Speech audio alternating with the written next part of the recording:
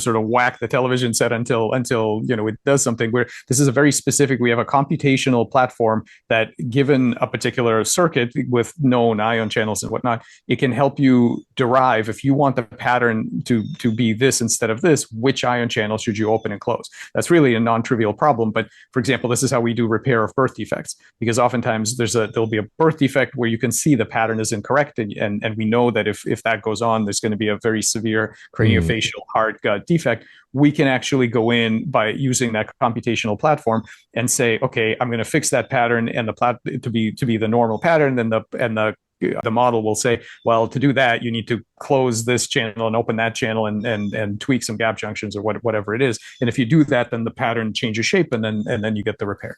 So in the case of it's very targeted stuff. In the case of the planarian, yeah, it turns out that if you change that voltage, you get two-headed worms. And the amazing thing about it, so here are some amazing things about it. First of all, it's extremely modular in the sense that I didn't have to tell it what genes to turn on or what cells belong in a head or how to make a head. We don't have any idea how to do any of that. All we said is at the very highest level, you should have two heads. And that propagates down to the cells and the molecules, just like when you and I are talking. I'm not worried about tweaking the synaptic proteins in your brain to make you remember what I'm saying. You'll do that yourself. I'm giving you a very high level signal. And with our cognitive systems, just like that, are multi-scale kind of organizational architecture.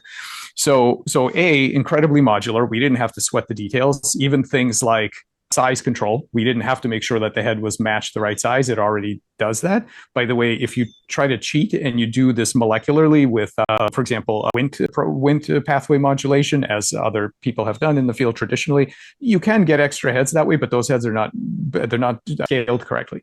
Because you turn them into a head, but you didn't handle the size control. The bioelectric switch is way on top of that. Once the thing's committed to a second head, it will handle all the stuff. I see this. So in those cases, molecular biologists were playing with one signaling pathway that was important for headness, but they couldn't tune everything that needed to be tuned because they were operating at sort of a lower level of information. Exactly. And I'm not saying they couldn't. I mean, eventually, if you wanted to be in charge of 100, if you knew what all the other knobs were that you needed to do in parallel,